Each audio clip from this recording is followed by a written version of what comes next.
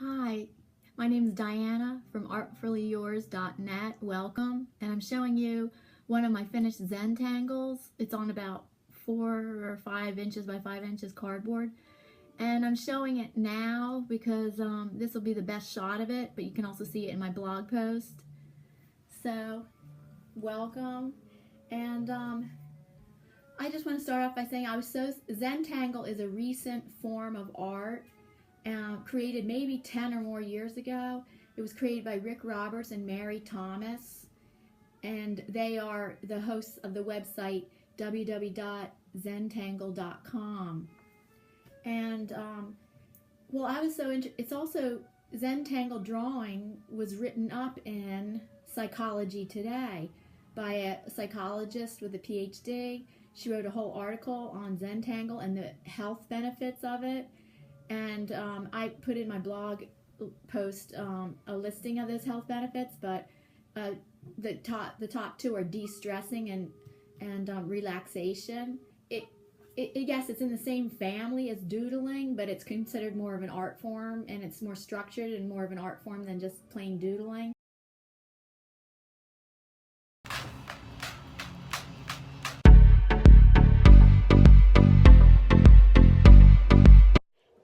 Being silly and crazy is sometimes the best way to get in the best state of mind for creating. This week, I'll show you how to set it up for water gun painting.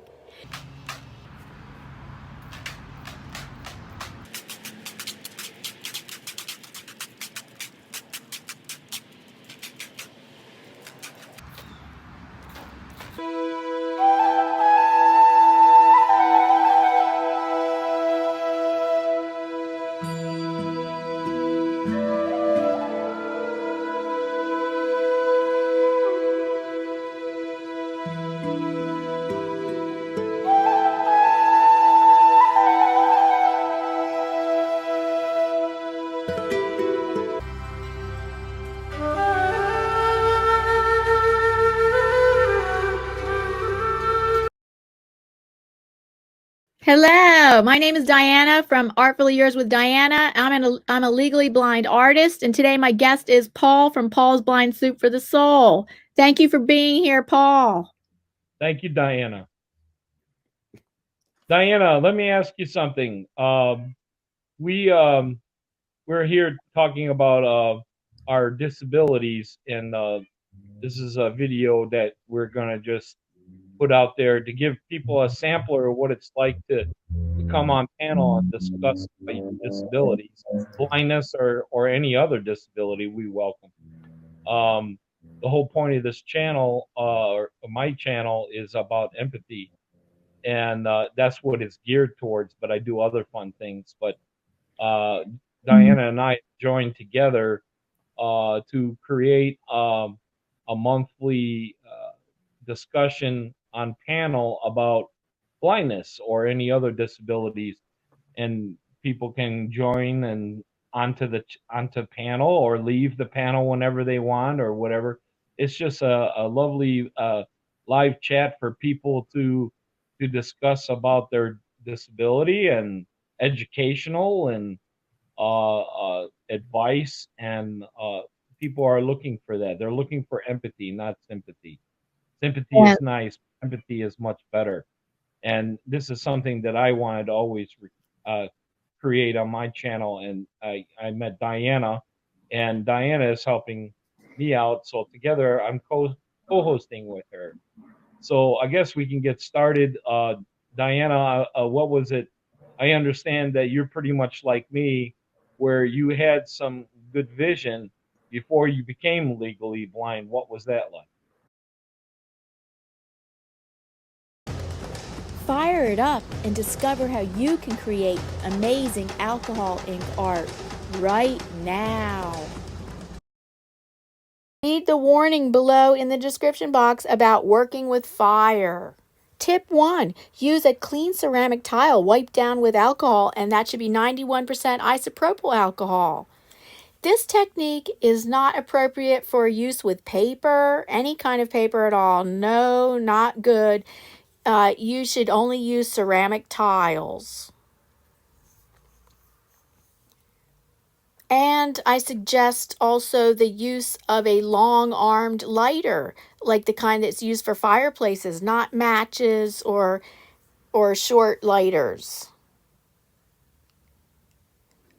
I also would like to tell you that this video is part of a video hop/art collaboration hosted by Dina Tollefson with the hashtag The Sky's the Limit Art Challenge. So all my art that I'm creating in this video is sky inspired. Tip 2, use lots of 91% isopropyl alcohol to promote burning. There's a direct button to my Etsy shop in my channel banner.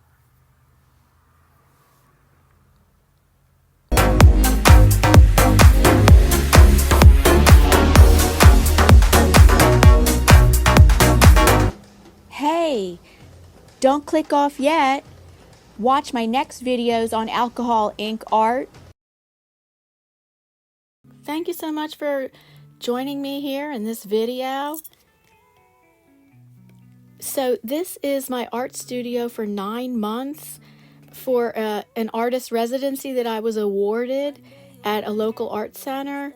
I get free studio space for 9 months and a solo show in May. Please follow my journey. I have a playlist of my journey right here. I'll put in the e-card in the top right corner. But I didn't necessarily literally copy. The composition elements stay the same, but colors and other things can change. But here, when I started this one, Turning Point, I had fell in love so much with how it looked in the digital painting that I just wanted to mimic and totally replicate it on the canvas. And that was something I not really had done before.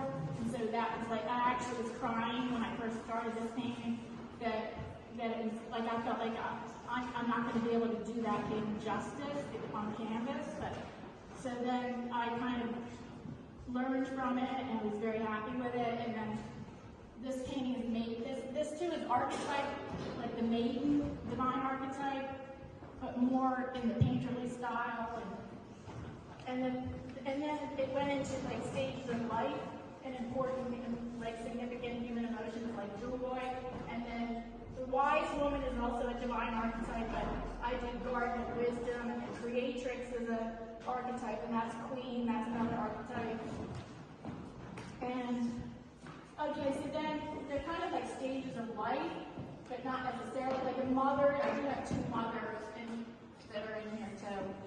And then kind of like the last 2 that I did for the show are like those 2 that one was on top of each other, like those 2 paintings that are hung vertical. Those 2 kind of, and not really thinking about it, like I didn't really plan it, but afterwards I realized like they kind of represent end of life. So the angel, which is soulful Serenity, and the vortex. Kind of, I realized later that kind of represents end of life. Thank you. Thank you.